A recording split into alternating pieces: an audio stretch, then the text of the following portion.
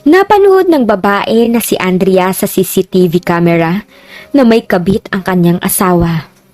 Napahiya ang asawa nito matapos silang palayasin ng babae. Halina at samahan niyo po akong pakinggan ang kanilang kwento. Ang mansyon ni Andrea ay isang tahimik na kaharian. Malaki, maluwag at puno ng alaala. Ngunit sa nakalipas na ilang buwan, tila may bumabalot na malamig na anino sa bawat sulok nito. Ang dating masiglang tawanan at halakhakan ay napalitan ng pabulong na pag-uusap. At ang mainit na yakapan ay naging formal na pagbati. Si Samuel, ang kanyang asawa, ay tila isang estranghero na dumadaan lamang sa kanyang buhay. "Ginabi ka na naman, Samuel," bati ni Andrea isang gabi habang naghahanda ng hapunan. Ang tunog ng mga kagamitan sa kusina ang tanging sumasagot sa kanya. "Maraming ginagawa sa opisina, Andrea," sagot ni Samuel, walang lingong likod, habang tumutungo sa kanyang study. "Hindi ka ba nauubusan ng tanong?" Isang buntong hininga ang pinakawala ni Andrea. "Hindi naman, pero sana may oras ka pa rin para sa atin." Narinig niya mahinang pagpihit ng pinto ng study. Nag-iisa na naman siya. Ang mansyon, na dating simbolo ng kanilang pagmamahalan, ay naging isang malaking kulungan. Hindi niya maintindihan kung bakit. Ang dating masigasig na si Samuel, ang lalaking nagpakita sa kanya ng buong mundo, ay tila nawala ng interes. Ang mga pagdududa ay dahan-dahang gumapang sa kanyang isipan, tulad ng malamig na usok na bumabalot sa bawat sulok ng mansyon. Isang hapon, habang naglilinis ng kanyang opisina sa bahay, napansin niya ang isang kahon ng lumang hard drive. Ito ang backup ng CCTV footage ng mansyon. Naalala niya ang kanyang pagiging OC sa seguridad nun. Isang kurot ng pagdududa ang nagtulak sa kanya upang isaksak ang hard drive sa kanyang laptop. Walang partikular na hinahanap. Sadyang gusto lang niyang balikan ang mga alaala. Pinindot niya ang random date. March 15, bandang 2:00 ng hapon. Isang pamilyar na kotse ang pumasok sa gate. Kay Samuel. Ngunit lumabas mula sa passenger seat ang isang babae. Matangkad, balingkinitan at may mahabang buhok. Hindi si Andrea. Kumunot ang kanyang noo. Sino ito? Pinabilis niya ang footage. Nakita niya ang babae na sumunod kay Samuel papasok sa mansyon. Ang puso ni Andrea ay nagsimulang kumabog ng mabilis. Sumunod siya sa kanila sa loob ng bahay. Ang mga kamera sa sala, sa pasilyo, hanggang sa kwarto ni Samuel. Huminto ang hininga ni Andrea. Nakita niya si Samuel at ang babae na naghahalikan. Ang halik ay hindi lamang basta halik. Ito ay puno ng pagnanasa, ng matinding init na matagal nang nawala sa pagitan nila ni Samuel. Ang babae ay umungol at si Samuel naman ay bumulong. "Angelica, ang tagal kitang hinintay." Parang may humampas sa dibdib ni Andrea. Ang hangin ay nawala sa kanyang baga. Angelica. Ang pangalan na yon ay umalingaw-ngaw sa kanyang isipan. Ang babae ay si Angelica, ang kanyang assistant, ang kanyang pinagkakatiwalaan, ang kanyang pinakamalapit na kasama sa trabaho, ang kanyang kaibigan. Ang galit ay dahan-dahang pumalit sa sakit. Ang mga mata ni Andrea ay nagdilim. Ang mga kamao niya ay nagsara. Ang laptop halos mabasag sa higpit ng kanyang hawak. Pinindot niya ang fast forward at nakita niya ang mga eksena na nagpapatunay ng kanyang pinakamalaking takot. Ang bawat halik, bawat haplos, bawat bulong ay isang saksak sa kanyang puso. Ang kanyang buhay, ang kanyang pagmamahalan, ang kanyang tiwala ay unti-unting nadudurog. Pinost niya ang footage. Ang mukha ni Samuel ay nagpapakita ng isang ngiti na matagal nang hindi niya nakita. Ang ngiting yon ay hindi para sa kanya. Ang init sa mga mata ni Samuel ay hindi na para sa kanya. Ang lahat ay para sa ibang babae. sa kanyang kaibigan. Bumalik siya sa kasalukuyang oras. Ang kanyang utak ay nagtatrabaho ng mabilis. Hindi siya magpapadala sa emosyon. Kailangan niya maging matalino. Kailangan niyang ipakita kay Samuel kung sino ang talagang may-ari ng mansyon na ito at kung sino ang may kontrol sa kanilang buhay.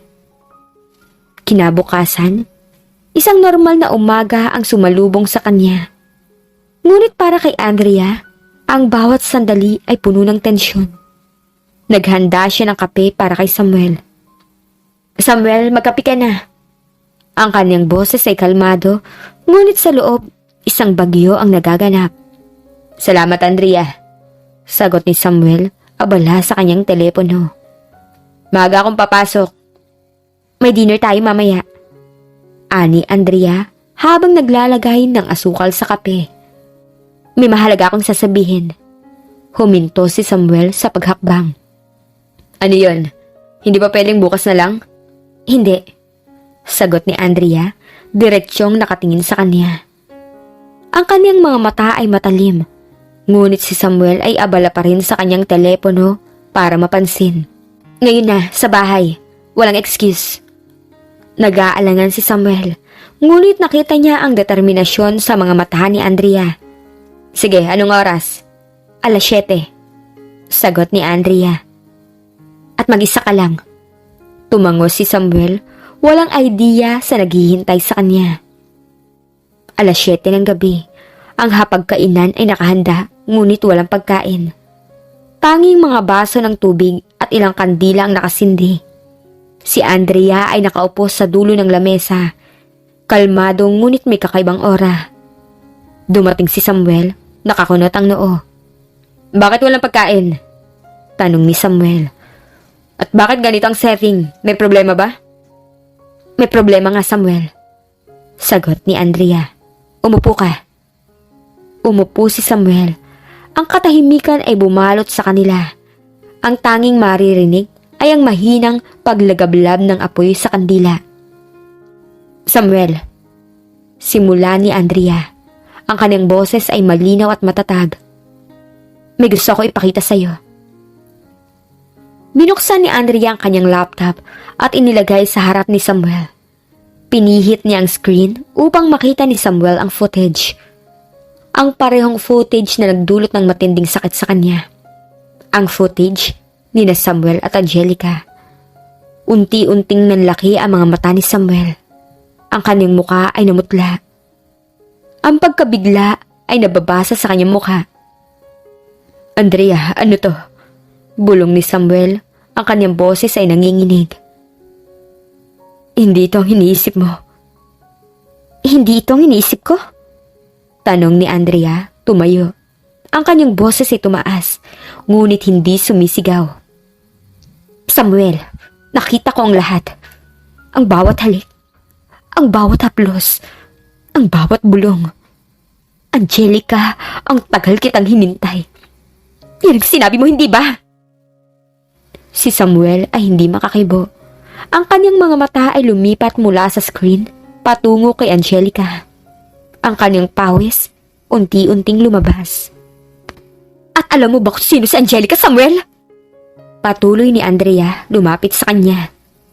"Si Angelica, assistant ko, ang taong pinagkakatiwalaan ko, ang kaibigan ko, ang taong araw-araw ko nakikita." "Andrea, pakinggan mo ako." Pakiusap ni Samuel, tumayo. "Hindi ko sinasadya." "Hindi sinasadya?" bulong ni Andrea, halos hindi na marinig. "Ang lahat ng to, hindi sinasadya? Ang pagpasok mo sa bahay na to kasama siya. Ang pagtulog mo sa kwarto na to kasama siya. Ang pagwasak mo sa tiwala ko, hindi sinasadya?" "Nagloloko lang ako," sagot ni Samuel, desperado. "Nagloko lang ako, Andrea. Patawarin mo ako." "Nagloloko?" tanong ni Andrea, tumawa ng mapait. "Ang galing mo magloko, Samuel. Ilang buwan na? Ilang taon na? Gaano katagal mo na akong ginagawang tanga?" "Hindi ko alam," bulong ni Samuel, yumuko. Hindi ko na maalala. Hindi mo maalala? Tumaas ang boses ni Andrea. Pero naaalala mong pangalan niya. Ang init ng halik niya. Ang bawat detalye ng pagtataksil mo. Patawarin mo ako, Andrea. Pakiusap ni Samuel, lumuhod sa harapan niya. Bigyan mo ako ng isa pang pagkakataon. Mahal kita. Isang mapait na ngiti ang lumabas sa labi ni Andrea. Mahal? Kung mahal mo ako, Samuel, bakit mo ako niloko? Bakit sa lahat ng tao, sa assistant ko pa, sa taong pinagkakatiwalaan ko? Hindi ko alam, Andrea. Bulong ni Samuel, umiiyak. Nawawala ako.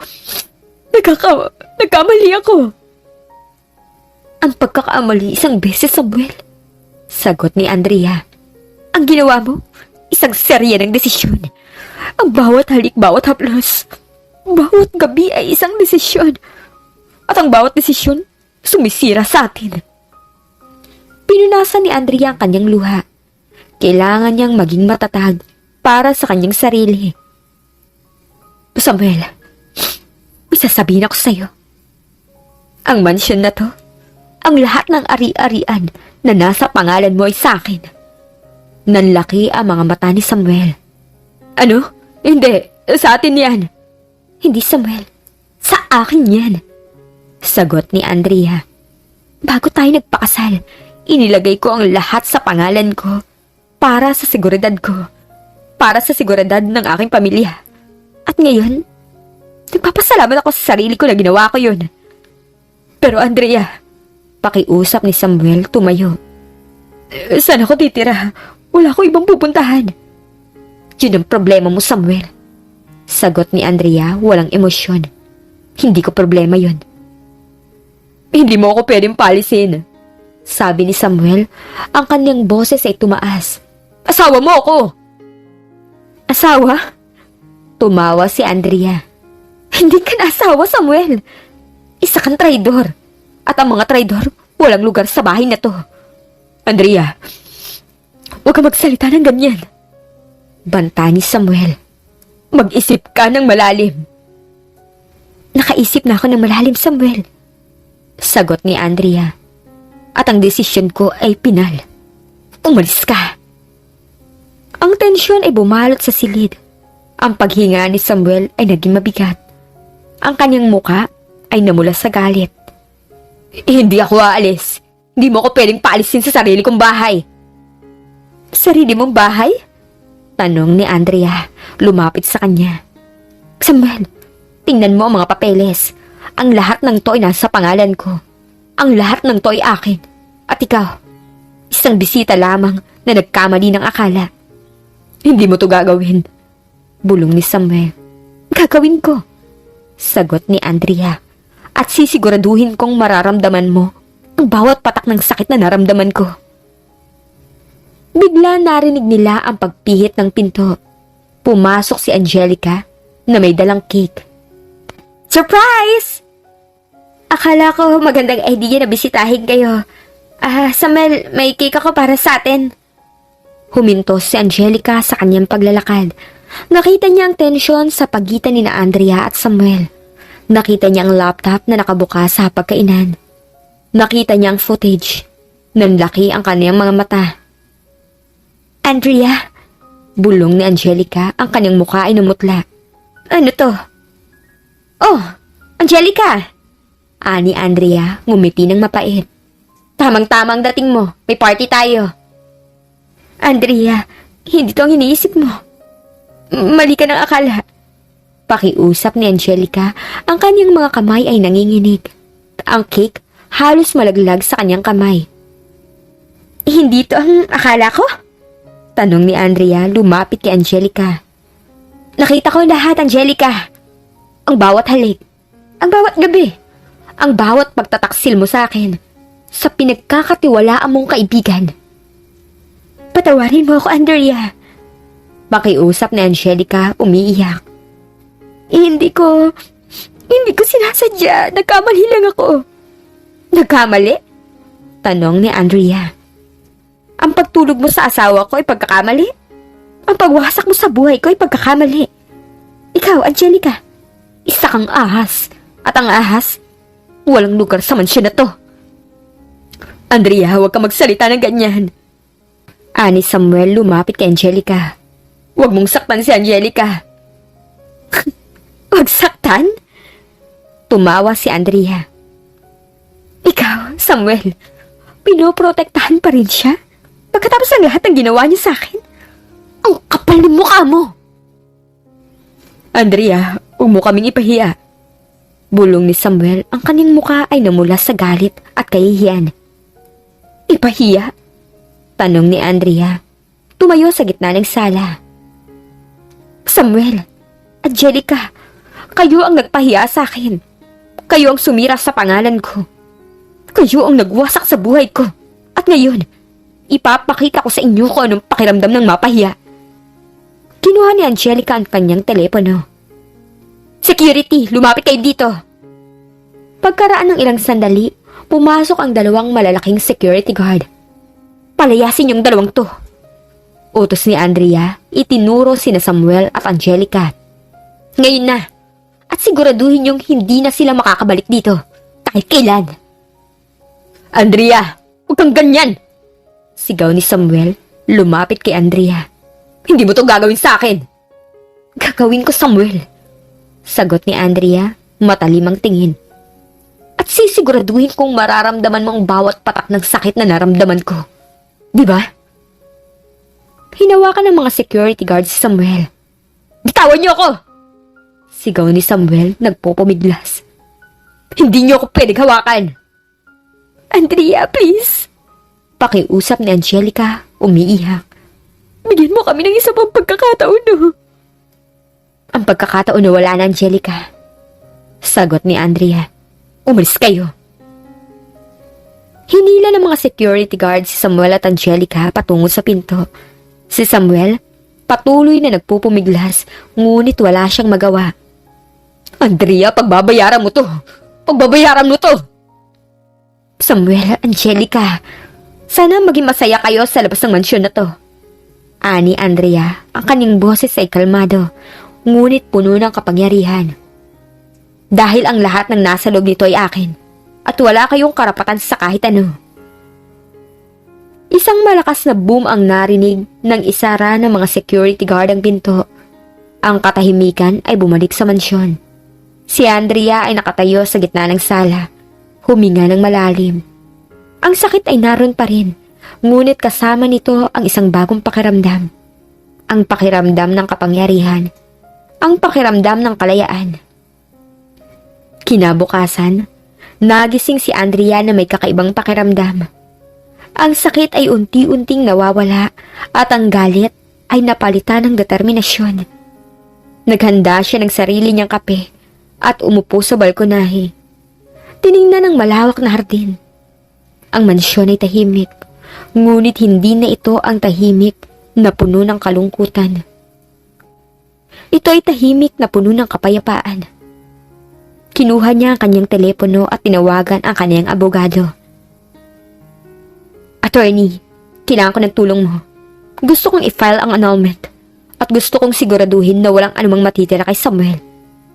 Andrea, sigurado ka ba dito? Tanong ng abogado. Oo, attorney. Sagot ni Andrea. Siguradong sigurado ako. Oras na para magsimula ng bagong buhay. Isang buhay na walang Samuel. Isang buhay na walang Angelica. Isang buhay na puno ng kapangyarihan at kalayaan. Sa mga sumunod na araw, naging abala si Andrea sa pag-aayos ng lahat. Ang mga papeles, ang mga pagpupulong, ang mga desisyon. Ang bawat hakbang ay isang patunay ng kanyang lakas. Ang bawat pirma ay isang patunay ng kanyang determinasyon. Isang hapon, habang naglilinis ng kanyang opisina, nakita niya ang isang lumang litrato. Ito ay litrato nila ni Samuel nung sila ay bagong kasal pa lamang. Masaya sila, puno ng pagmamahalan. Ngunit ngayon, ang litratong yun ay tila isang alaala na dapat kalimutan. Kinuha niya ang litrato at dahan-dahang pinunit. Ang bawat punit ay isang pagpapalaya. Ang bawat punit ay isang pagtanggap sa katotohanan. Tapos na tayo, Samuel. Bulong ni Andrea. tapos na ang lahat. Ang mansyon ni Andrea ay muling naging isang kaharian.